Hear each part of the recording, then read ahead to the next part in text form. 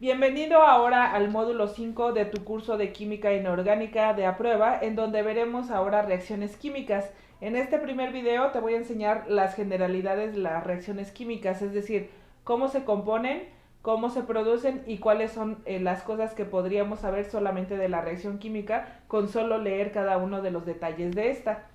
Por ejemplo, entonces, una reacción química no es otra cosa más que un cambio en el tiempo, una transformación. Pero esta transformación tiene que ser a nivel químico, quiere decir que se modifica la naturaleza íntima de la materia. Por lo tanto, tú al inicio metes unos reactivos que harían a la vez de unos ingredientes. Estos reactivos son los encargados de reaccionar y después entonces se combinarán de una manera distinta para producir los productos. Notemos que los productos no son idénticos a los reactivos, pero provienen de ellos. Por ejemplo, si yo te dibujara entonces dentro de una reacción química y te digo que hago reaccionar, por ejemplo, este triángulo con este círculo, al final tendríamos entonces algo que luce completamente diferente, pero que nace a partir de los anteriores. Entonces nosotros si buscamos al triángulo, lo veríamos en esta parte de aquí y el círculo se ve en esta zona de aquí.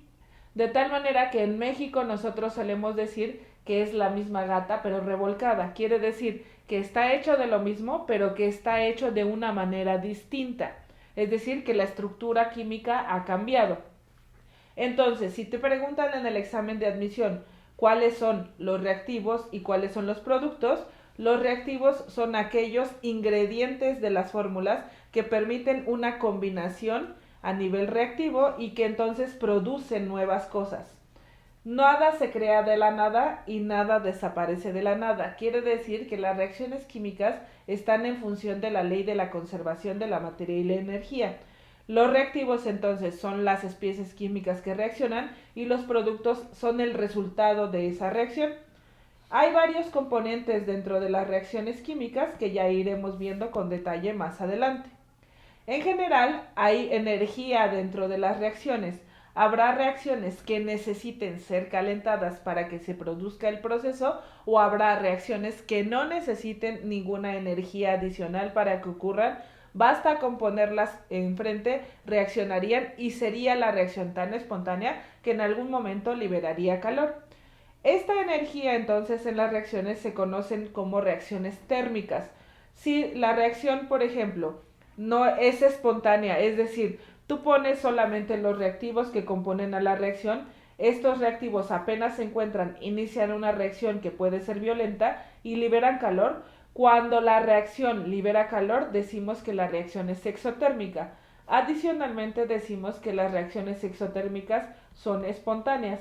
Cuando veamos principios de cosas de termodinámica y cosas de temperatura dentro de las reacciones, veremos entonces cómo se modifican y cómo se relacionan tanto el calor como los reactivos que nosotros podríamos tener y la espontaneidad de la reacción. Las reacciones decimos exotérmicas entonces son espontáneas, mientras que las reacciones endotérmicas no son espontáneas. Quiere decir que en una reacción endotérmica lo que necesitamos es imprimir un poco de calor en la reacción para que ocurra.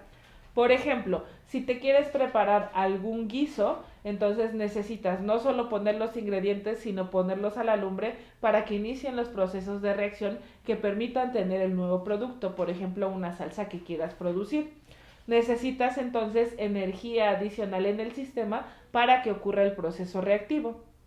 De manera natural, las reacciones exotérmicas van a tener el calor dentro de los productos. Si nosotros entonces tenemos una reacción del tipo A más B, si sabemos que la reacción es endotérmica, entonces vamos a encontrar el calor dentro de los productos.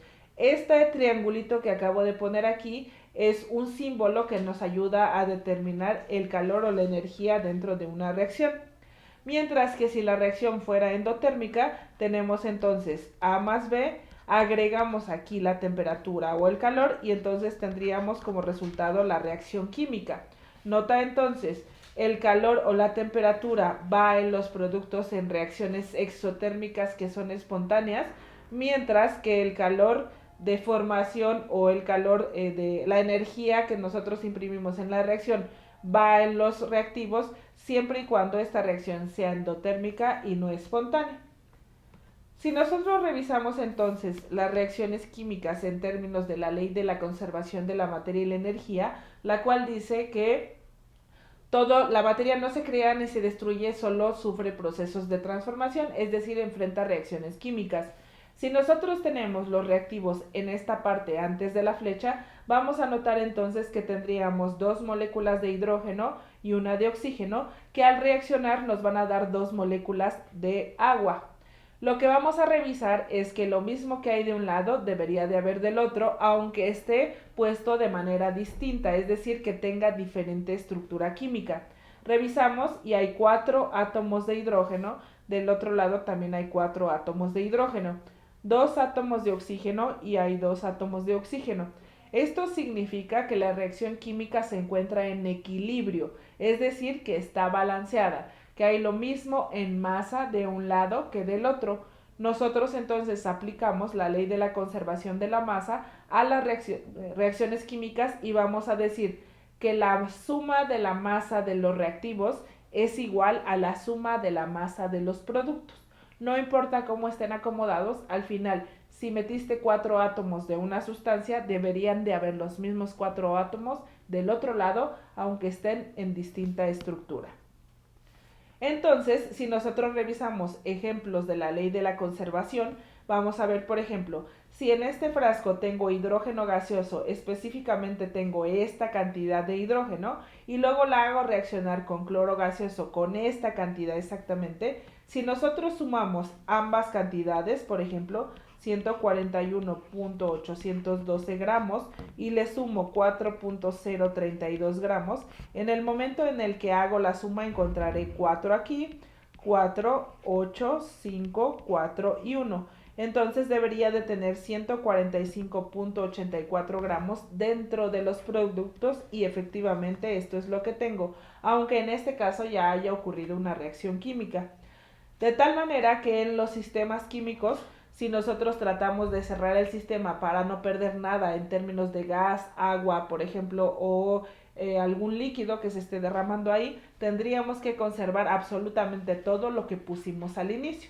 Esto entonces prueba que efectivamente las reacciones químicas cumplen con la ley de la conservación. Pero ¿cuáles son entonces los componentes de una reacción química? Decimos, antes de la flecha de reacción tenemos los reactivos, que son los ingredientes que van a reaccionar las sustancias químicas que van a iniciar el proceso reactivo, y lo que se produce son los productos. Adicionalmente, veremos entonces esta flecha que aparece aquí, en donde nosotros tendríamos lo siguiente. Una flecha que va en un solo sentido indicaría que la reacción es irreversible. Quiere decir que una vez que se ha desencadenado no hay marcha atrás. Podríamos tener el caso de tener una flecha hacia un lado y la flecha de regreso, significaría que la reacción es reversible al 100%, y habrá casos en donde tengamos una flecha y luego entonces la otra flecha de regreso más corta y significaría que la reacción es parcialmente reversible. Entonces tendrías que ponerte atento a qué tipo de reacción tienes nada más mirando la flecha. Adicionalmente, cada una de las fórmulas químicas tiene un subíndice, por ejemplo, que está marcado aquí con estos números verdes, que nos van a indicar dentro de la fórmula cuántos átomos de ese elemento existen dentro de esa fórmula.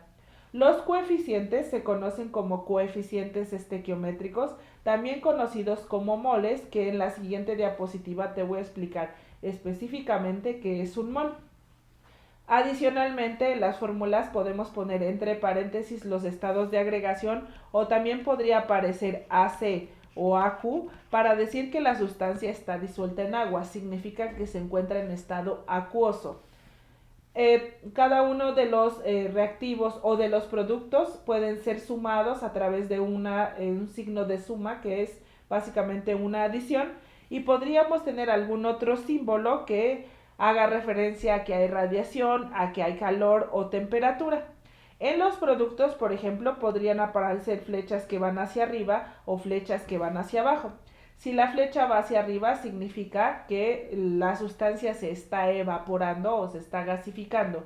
Si la flecha va hacia abajo, significa que la sustancia se está precipitando o condensando. Quiere decir entonces que pasó del estado gaseoso ahora al estado líquido. E incluso en algún momento podríamos indicar que hay procesos de sedimentación en donde decimos que dentro de la sustancia, en el recipiente en donde está ocurriendo la reacción, una de las sustancias que se están produciendo va hacia el fondo, generalmente en forma sólida, como una especie de soluto, y entonces esto sería un proceso de sedimentación.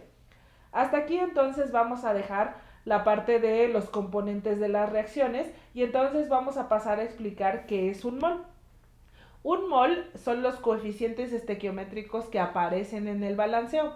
Y un mol no es otra cosa más que una unidad de medida que utilizamos en química que nos permite comparar diferentes sustancias aunque éstas sean totalmente diferentes y tengan comportamientos químicos distintos. Si nosotros decimos una docena de huevos, hace referencia a que tenemos 12 huevos. Si nosotros decimos un par de zapatos, quiere decir que hay 2 zapatos. Si decimos una decena de papeles, quiere decir que tenemos 10 papeles. Si yo te digo un mol, quiere decir entonces que lo que estamos viendo es la cantidad de átomos que hay en una cantidad específica de una sustancia. En este caso entonces la conversión dice que un mol en química equivale a 6.023 por 10 a la 23 átomos de cualquier sustancia. Puede ser átomos, moléculas o iones en general. Y entonces lo que nosotros tendríamos en este caso es una cantidad importante de átomos que aunque estén pequeñitos, suman muchos.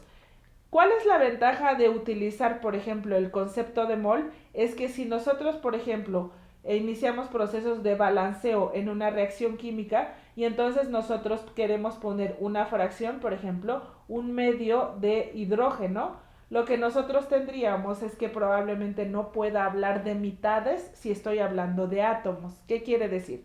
Es como si a mí me dijeran, Oli, necesitamos que en este mismo momento, al mismo tiempo que estás grabando este video, vayas y grabes otro. Entonces lo que vamos a hacer es que te vamos a partir por la mitad. Seguramente en el momento en que me intenten partir, ya no voy a poder grabar ni este ni el que me están pidiendo, porque simplemente yo ya no soy un ser vivo funcional.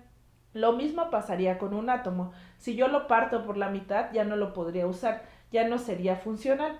En cambio, si yo tengo un mol, que es un bulto que contiene esta cantidad de átomos, 6.023 por 10 a la 23, y yo necesito solo la mitad del bulto, sin problema podría tomarlo y los átomos seguirían siendo funcionales.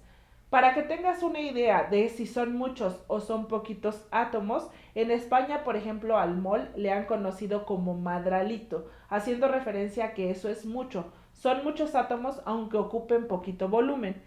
Si nosotros ahora convirtiéramos a esos átomos en alfileres y los acomodáramos uno tras otro en la superficie de una mesa, por ejemplo, no alcanzaría la mesa, sino que llenaríamos con todos esos 6.023 por 10 a la 23 alfileres toda la superficie del planeta Tierra y la capa que se formaría sería de 10 kilómetros.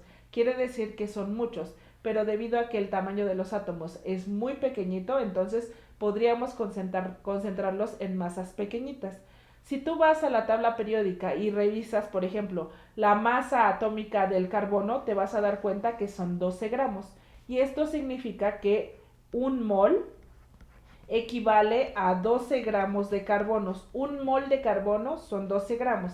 Quiere decir que en 12 gramos de carbono podemos garantizar que hay esta cantidad de átomos. Esto de aquí se llama la constante de Avogadro por ser el científico que planteó esta equivalencia.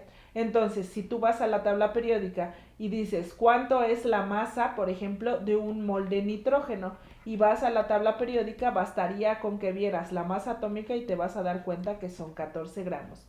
¿Qué quiere decir? Que es una medida estandarizada. Si tú subieras en la báscula, por ejemplo, nitrógeno y carbono, probablemente las masas sean distintas porque en sí los átomos son distintos, pero subes del lado izquierdo 6.023 por 10 a la 23 átomos de nitrógeno y del lado derecho 6.023 por 10 a la 23 átomos de carbono, tendrías exactamente la misma cantidad de sustancia aunque no pesen lo mismo. Es decir, hay exactamente un mol de cada lado, aunque cada quien tenga sus características distintas. Esto permite hacer comparaciones y balanceos en las reacciones químicas. Te invito entonces a que veas el siguiente video en donde te voy a enseñar a identificar los diferentes tipos de reacciones que existen.